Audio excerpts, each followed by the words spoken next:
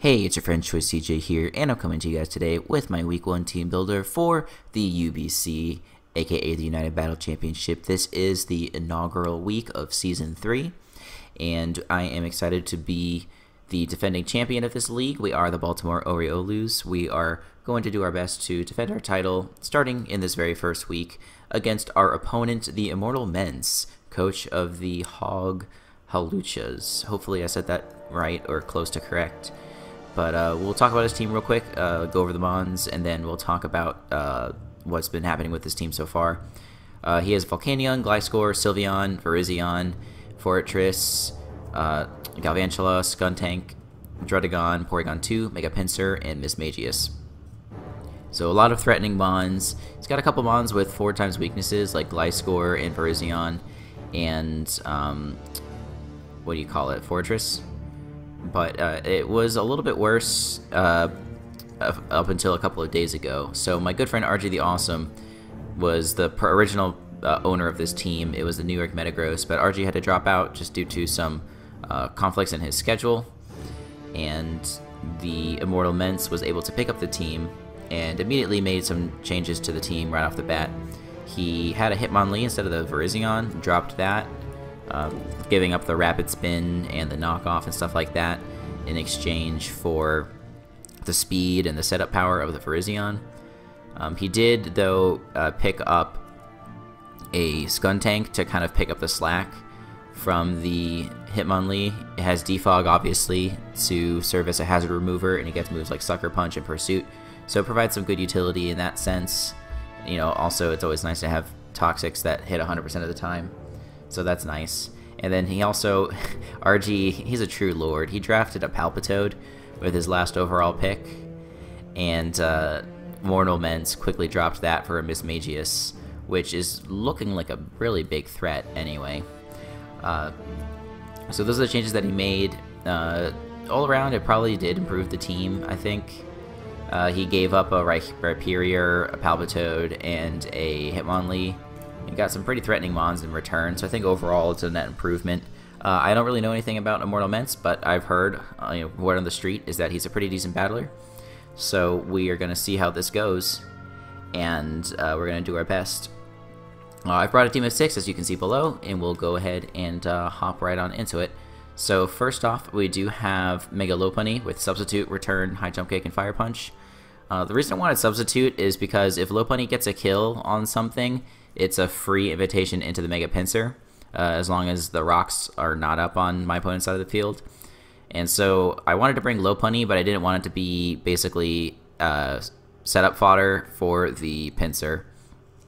So if I set up a Substitute, then I'm not complete fodder for the Pinsir, as I said. So there's a few things that we can potentially set up on. We can set up on a Porygon that doesn't want to stay in, or maybe it wants to stay in and get off a T-Wave or something like that. We can set up on a Choice Locked Mismagius. We can set up on all sorts of other things. Return, because it's obviously a great move. High Jump Kick for the damage. A lot of people like to run Drain Punch with Substitute, but I need the extra power. And actually, now that I'm thinking about it, I don't need the Fire Punch anymore. I had Drain Punch on here originally, and so I wanted the Fire Punch to hit the, what do you call it, a little bit harder. The Fortress, that's the word. Fortress. But I don't want this thing to be walled by Gliscor. Granted, I do have a lot of coverage on my team for Gliscor, and, I may make some changes between now and the time of this battle. But this is what I'm going to go with for now. And we're just running Max. I could have run a different nature, but I wanted to be able to speed tie with Mismagius before we Mega Evolve, because we don't have Fake Out to get up our Mega Evolution. So that's the idea behind Lopunny this week. Lopunny is just going to be threatening things out, hopefully setting up a Substitute, and then getting off some good damage. Lopunny, it's really good in all phases of the game. It's good in the early game, good in the late game. This is not necessarily my late game cleaner. We'll get to that in a few turns here. Then we have a Sneasel with Knockoff, Pursuit, Icicle Crash, Ice Shard, Life Orb, so that way we can guarantee an Oko on a non-Yachi Berry Gliscor. I ran max speed on this thing because this actually outspeeds Scarf Sylveon. And there's really no point in investing anything into bulk on Sneasel anyway, because it's just got such trash stats for defense. You know, that's what you get when you have a not fully evolved Pokemon. But Knockoff, Pursuit. Knockoff obviously just being a great move in general. Pursuit to trap Mismagius potentially. We'll do some calcs in game on whether the Pursuit's going to kill Mismagius or not. And we'll kind of have to think pretty hard about whether he's going to be having a Colbur Berry or not. Originally I had Haxorus in this slot because it does pretty much wreck his team, but the Mismagius is just too threatening. I don't have a response to it on my team besides Lopunny, as funny as that sounds. Lopunny just being able to resist the Shadow Ball. So if that thing was like Nasty Plot, I'm just dead. So I wanted to have Sneasel to be able to take that on. What would actually be really scary would be like a Baton Pass Agility with Gliscor going into Mismagius. That would be quite a problem. But we have some potential backup plan for that. But yeah, that's the job this week.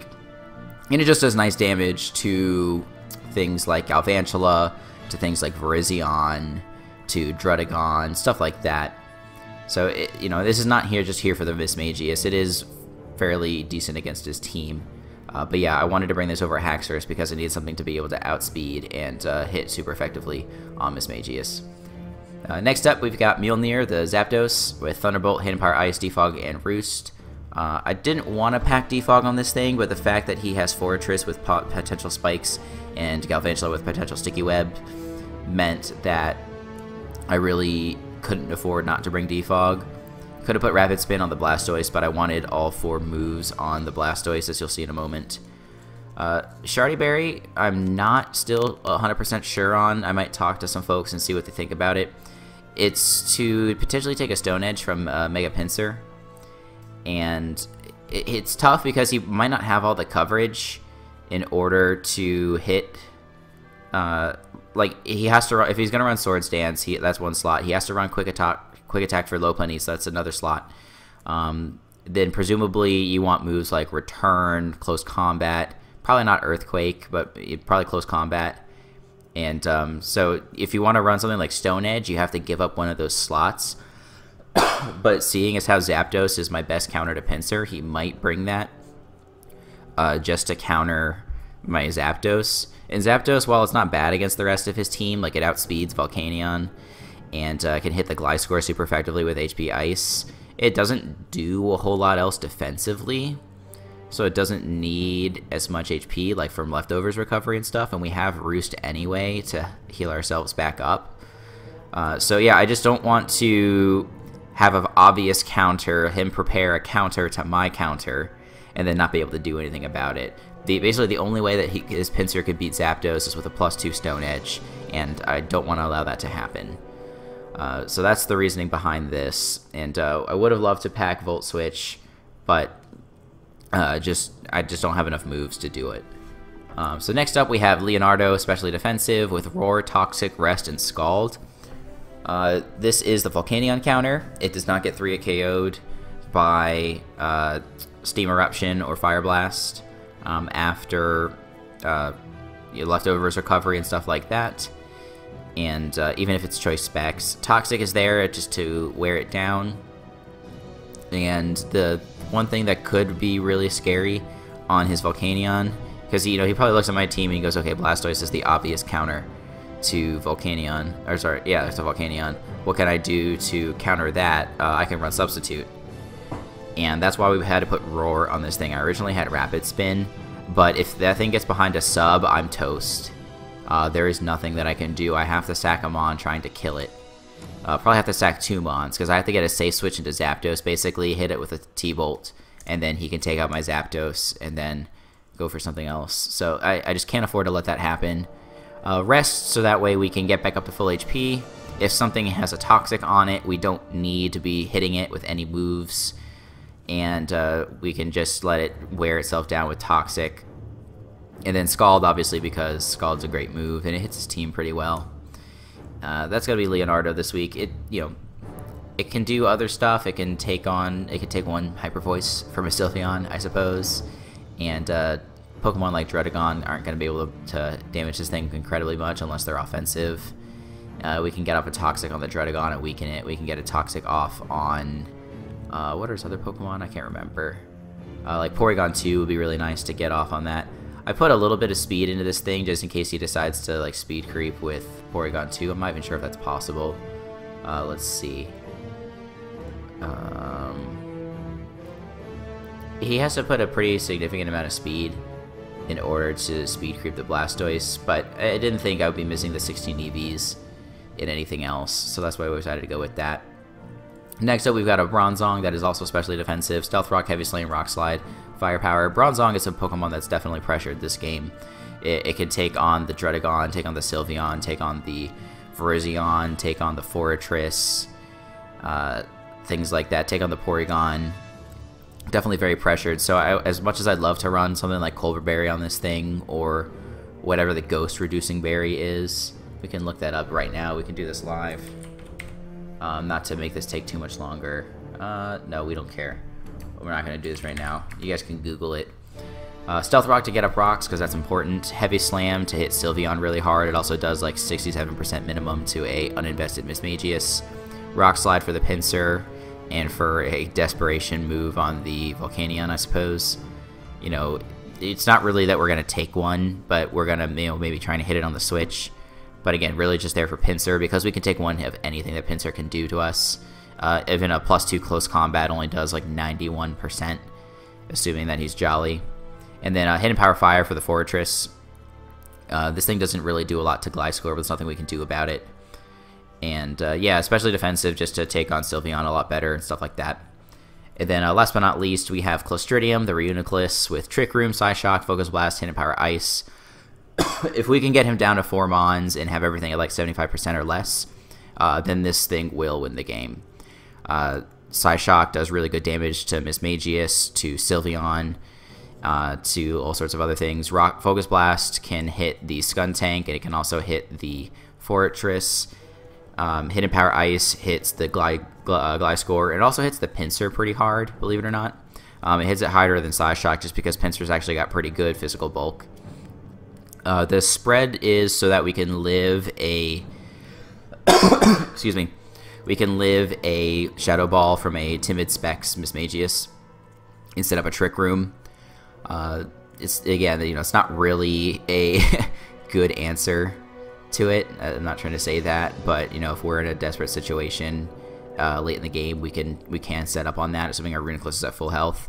So it's going to be pretty important for us to keep this thing healthy and save it for like the absolute last moment, so that way he can't, you know, he can't kill this thing. Because like I said, he doesn't have a great response for this. Yes, he has Sucker Punch on Skuntank. Yes, he's got Quick Attack on the Pinsir. But, you know, we're going to try not to set up until those things are gone.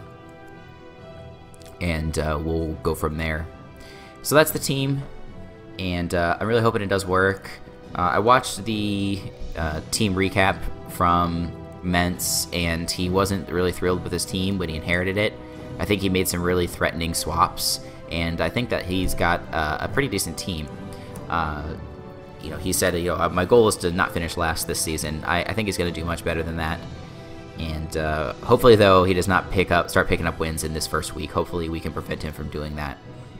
So anyway, thank you guys for watching. Please be sure to check back for more Pokemon content. This battle will be going up tomorrow, so please do check that out. And until the next time, I will see you all later.